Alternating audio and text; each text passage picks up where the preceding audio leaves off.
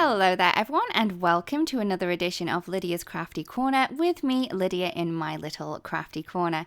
So today we're going to be creating this card with the fabulous geometric Botany stamp set. So I'm going to be grabbing the stamp set, but first off I am going to be using these beautiful images down the bottom.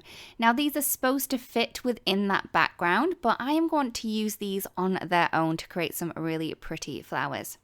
So I'm taking the largest of the images first, and I'm going to be stamping this using some of the cotton candy ink from Altenew. And I'm just going to stamp this a number of times. I think I stamped this 7 times to create our little floral wreath at the end.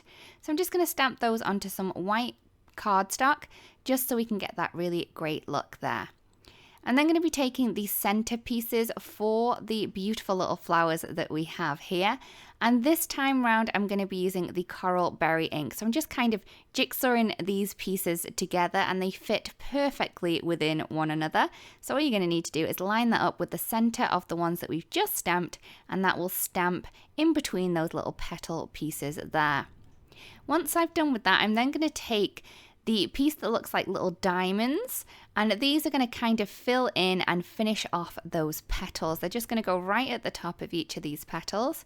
For this one, I am going to be using the Frosty pink ink, so I'm just inking that up, popping that into place, and I'm doing that for all of the little images that we have, so these little 7 flowers that we have so far.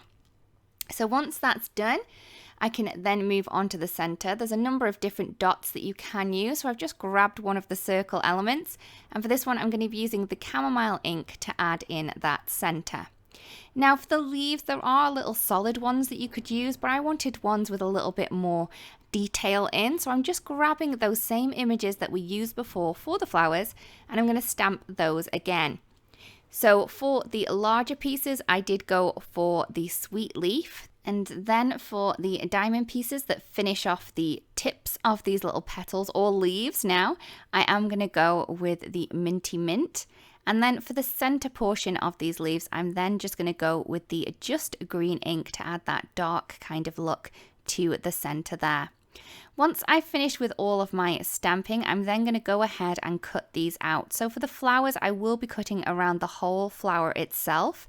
So that one is like one piece that's complete, but then for the leaves I'm just going to cut each of these individually.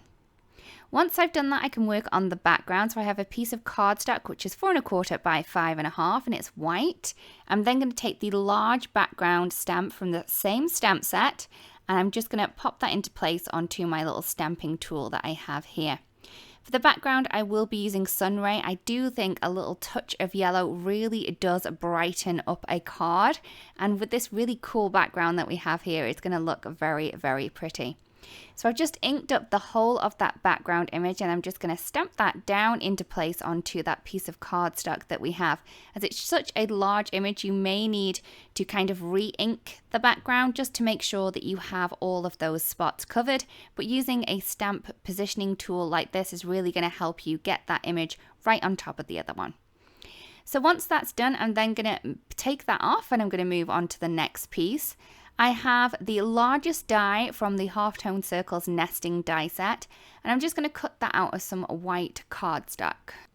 So this is going to act as the base of our little wreath that we're going to create, and also where we're going to put the sentiment. So I have one of the sentiments from the Endless Florescense stamp set, and I'm just going to pop that onto a block, and then going to ink that up using some of the obsidian ink, my favorite ink for stamping sentiments. It's so beautifully crisp and black.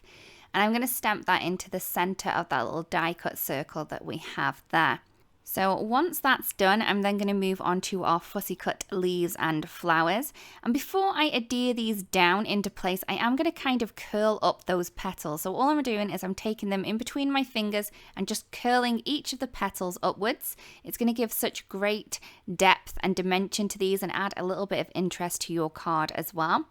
As well as doing the flowers, I did do the leaves as well as I was working around my little wreath element. So once I have all the flowers done, I'm then going to add a touch of foam tape behind them. You could put these down nice and flat if you wanted to, but I did want a little bit more depth to these ones. So I'm just going to cut some small little squares from the foam tape from Altenew and then pop them behind the flowers Then rearrange them around my little wreath die cut that we have here, and then pop them into place.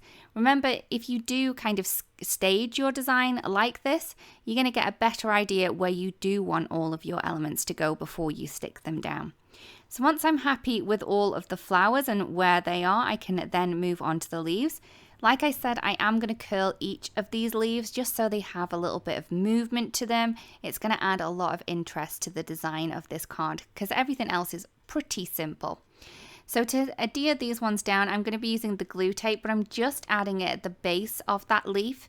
So the rest of the leaf can then kind of curl upward, or it can do whatever it wants to do. And I am adding these leaves in little clusters, popping them around all the little images of the flowers that we have, and then tucking them in just to add a little bit more depth and dimension to the whole arrangement. As you can see, this may take a little time, especially if you are curling your images, but I do find that having that little bit of a curl on them really does add a little bit of specialness to the whole composition once you are finished. So I'm just going to finish off adding the rest of these little leaves that we have in here, kind of tucking them over the flowers, into the flowers, making it look very natural that way. So once that is all done, I can then add some foam tape to the back of our little wreath that we have. So I've added some foam tape and I'm just going to pop that into place onto that card base. And here is the card complete. We really do hope that you liked the card and that you've enjoyed the video as well. If you do create a card that was inspired by this, it'd be great if you do share because we'd love to see. Thank you so much for watching, everyone, and we'll see you again really, really soon. Bye-bye. Hello there, crafty friend, Lydia here. Just popping in to say that you can get your daily dose of crafting tips, techniques, and tutorials just like this by subscribing to the Altenew YouTube channel. All you need to do is click on that little bell up there and you will never miss a video. Thanks for watching. Bye-bye.